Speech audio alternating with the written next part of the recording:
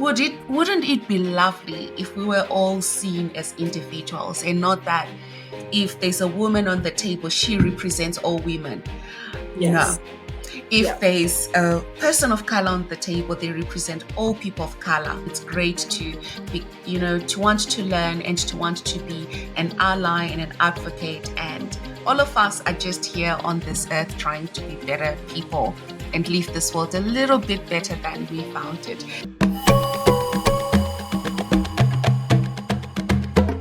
Is there any particular topic you want to explore a little bit more?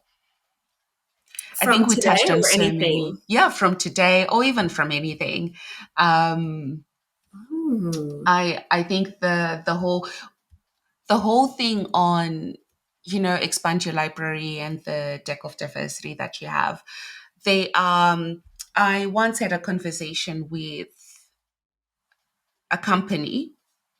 It's well known, and they wanted me to help with helping empower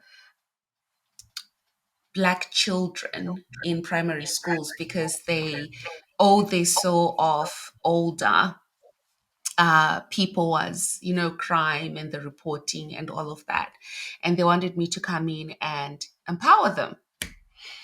So my response was, look, it's not a talk. It can't just be a talk. There has to be more. And it's about the environment. It's about the teachers. It's about the homes they are in. There's so much that can be done. In your experience, what would you say would be great for parents to do to support their kids? I mean, you took initiative and you supported, but what can parents do to really be involved and to support their children, and not someone to just sort of come in and inspire them, help them out, but then nothing after that? I feel like so there's two things. Like it depends on the type of Mm, cultural background that you are. So yeah. we're a Black family. We have a very multicultural family, but we normalize these conversations now all the time. Like every day, like I remember telling an educator, like, do you know what it took my daughter to come into school today? Like I literally had to sing I'm Black and I'm Proud in the car. I had to redo her hair 4 times. I had to reassure her that she belongs. Like do you understand the depths of what it is for a Black child to be in certain environments? It's okay if you don't, but just understand that if she's quiet or withdrawn, it's not that they're being disrespectful or that they're Mm, not engaged. It could be a deeper level, and it's not for not trying at home for trying to empower. It's that the environment can make you feel like you're not worth anything. You're like you're this big. So for yeah. me, if you are a multicultural family or whatever, just continue that affirmation and positive self-talk and break it down and talk about it. Like I give my children responses to certain scenarios when they come up and say, well, Mm, or we role play and we have actions and we have movements when people try to touch on their hair and do different things. Like mm, we go through these things when and if it comes up, and we don't always try to talk about the negative. We try to have some fun with it as well. Like, well, I'm just an individual. I try to make it fun, right? If you are like a stereotypical Australian family, then teaching your children to be allies and exposing them to as much cultural diversity as possible. Now, I know diversity is has a wide spectrum of different things. I specialize in yeah. cultural diversity. Obviously, there's neurodiversity and different abilities. All of it is important. So having those conversations, exposing your children to as much of it as possible, and having resources in your home. So if your family is not multicultural, that's nothing to be upset about. That's that Mm, like you're not wrong for that. But let's get the resources in your home so that it's not mm, strange to see someone of color or different or wearing a headdress or something, right? So yeah. I just think exposure is key and conversations are key. And then like you said, Sandra, earlier, if a child does have a curious question or notices difference, like children are literally trained to categorize from a young age. put all the yellow blocks in this box, put all the blue, you know, like that's what we are telling That our is so kids. true. So they're going to categorize people. Yeah. So we then have to kind of get them to unlearn and relearn, not to categorize everybody as the same, Mm. having individual experiences. And I can tell when a child's never seen anybody like me before, and that's okay. I used to feel really stressed when a child's like looking at me, but now I smile, hello. Because if I'm the Yeah. first person, I want it to be a positive experience. Yeah. So I just think as much exposure, as much conversations as possible, and advocating and not just talking about it in the home, but you got to live it outside of the home. So if something's happening on the schoolyard or within your school community, at the shopping center, on the news, like Mm. what are you doing? How are you thinking about cultural diversity, for Mm. instance, on a daily basis? Because I can tell you right now, as a woman of color, I'm not only thinking about cultural diversity, but I'm living it and dealing with it every day. Mm. So the Mm. least others can do is to try to put themselves in other people's shoes and show their kids how to be an ally and how to move and navigate positively in this ever increasing diverse nation. Mm. Did Absolutely. And you? Yeah, you go, Sandra. oh, I was just going to say, and it made me think if you're not from a culturally diverse family, check in with your own biases and Mm-hmm. just see if you're projecting anything to your children, because your children are going to, that's where they learn all their first thoughts and Yeah. Yes. opinions. Mm. And have a look and see if there's anything you're doing consciously or unconsciously based on your own upbringing and so forth, Yeah. so on and so forth, Mm. that how you can change things. So if kids go, well, why does granddad say this about Mm-hmm. those people? You can go, Mm. well, Yeah. we don't have, we don't have to agree with granddad. We change, Mm.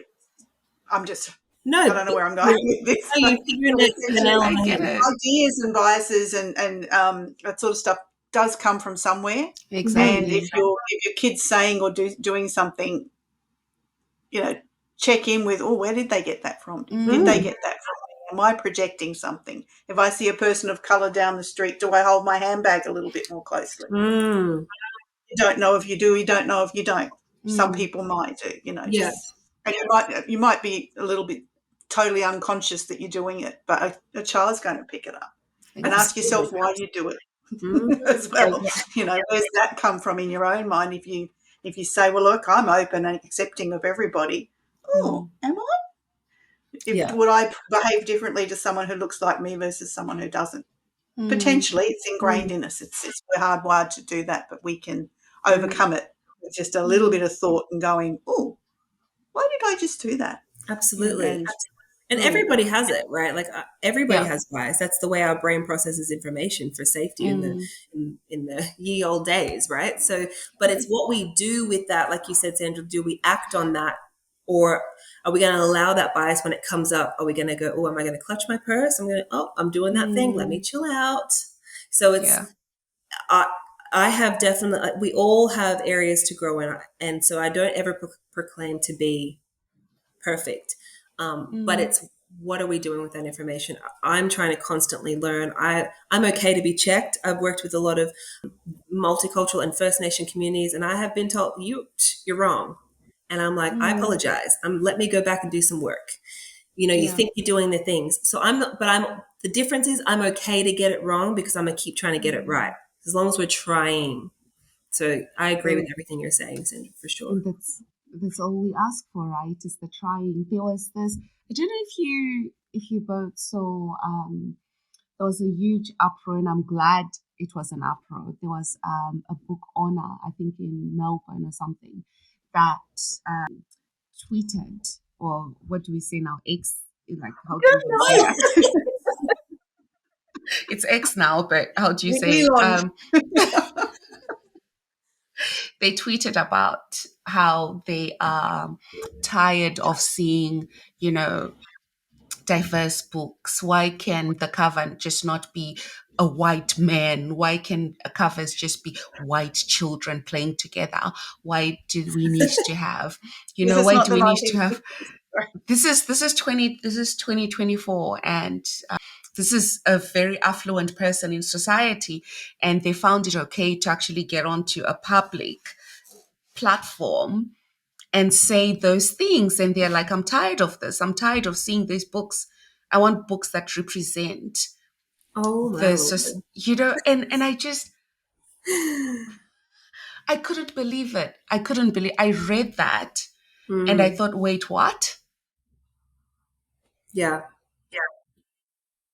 it's How, how, humbling. how do we have, how, I actually, I don't even know. I still can't process it because when you look at something like this is a person who's got a community of people. And I always believe when someone has the nerve to then put it out there, it's discussions they've had within their circles, and it's been okay to have these discussions. So the assumption is everyone agrees with me. So if I put this Mm, out on a public platform, people will be like, oh my gosh, someone finally said it.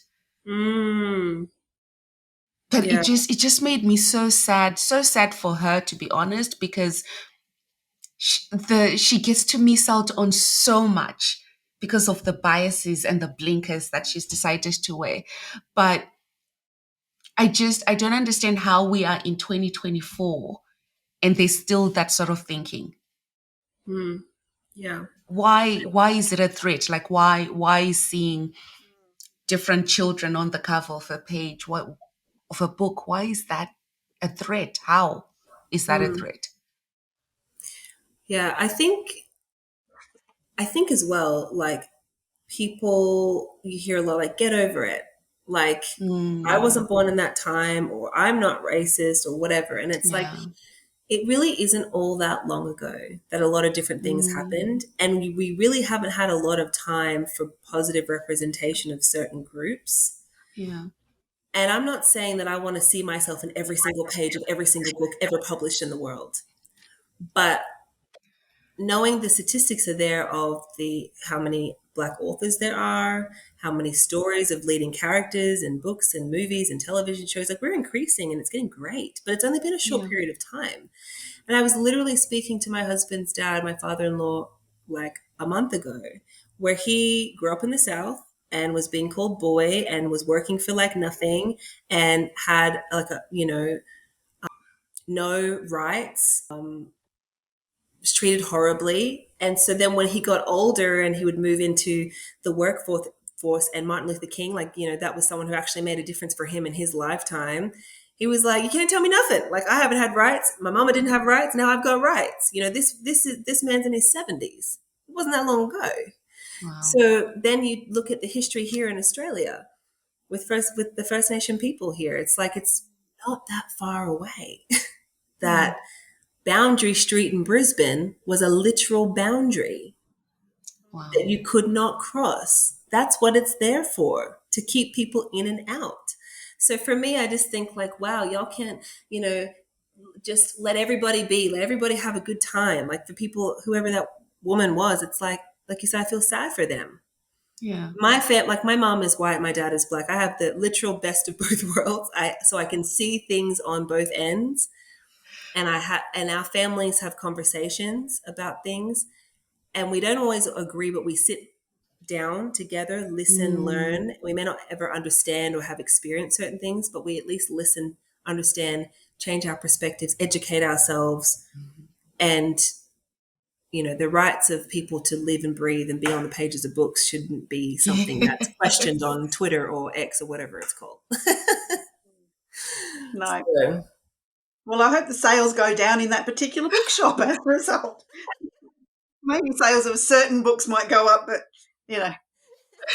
Oh, I think after the backlash, which I'm sure she wasn't expecting. I mean, come on, mm, it's X. There are a lot of Americans on X, so be mm, careful what you're posting. You're just not posting to Australians. But she did take the post down. But the internet does not forget. There were No, so it is many, done. yeah, there were so many posts. And what what made me feel really good is that all the like most people within my community, most white people within my community were the ones that were condemning this post mm, publicly, not just to me but publicly. And I thought, yeah, oh great, come on, let's go. yeah. We need more Little Sandras in steps, the isn't it? world. We need more Yes. Sandra in the world. I don't know, my husband would agree with that. Oh, But Andrew all you can would. do is try. Andrew Like would. you said, try, listen, understand. And respect. Mm, Mm, It's pretty basic stuff, isn't it? mm, yeah. Yep, Mm. absolutely. I remember having a job interview and they were like, oh, this is before I was really like officially doing diversity, equity, inclusion stuff. So excited that you're here. Like, you're going to be able to help with so many things. Like, there's First Nation stuff, there's different stuff. I'm like, well, I just want to be clear. First of all, I'm not First Nation. Second of all, do you think that when I call people for a story that I start with, hey, I just want to let you know I'm black too? Like, that does, like, I have to, that's not how this works. I have to do the same thing you would have to do, which would be to build a relationship, build trust, listen, learn, educate myself. I can't be your ticket box for all of the things. mm. I can't speak for all people of color of all different nationalities. That's not what I can do. Not a woman of the world here. Oh, And we're not all in one bucket. We all do all different things. So yeah, it's like you said, it's pretty simple stuff. It's just we all do the same thing too. We just, and I just wish more people could understand we don't have like magic power just because we're black, that we could like make someone else black like us. That's not how that works. no, no, You know? no, no. It goes back to we've spoken a lot about someone has a negative encounter with a black person, or any other culture, they have a negative experience, and suddenly it's, oh, people from this country are like this, Mm, or people are, but I've had a lot of negative experiences with white people. I don't go around saying, oh, they are like this. I yes. understand it was an individual that I had an experience with, and wouldn't it be lovely if we were all seen as individuals, and not that if there's a woman on the table, she represents all women? No. Yes. If Yeah. there's a person of color on the table, they represent all people of color. No, not quite. No. Yeah. It's more than that. It's more than that. But we could talk about this topic for Ever. the whole night. So really, thank you, Jenae. Thank you, Sandra, for just being very candid in this discussion and talking from your heart. We hope it sparks a little bit of conversation, with our listeners and within our communities. And there's nothing wrong with asking questions. There's nothing wrong with true curiosity. And you want to learn. If you want Yes. to learn, there's nothing wrong with that. It only gets wrong when it gets disrespectful. And that's when we shut it down. But before that, it's great to be, to want to learn and to want to be an ally and an advocate. And all of us are just here on this earth trying to be better people and leave this world a little bit better than we found it. So thank you again for tuning into Conversations with Friends. We will catch you next time.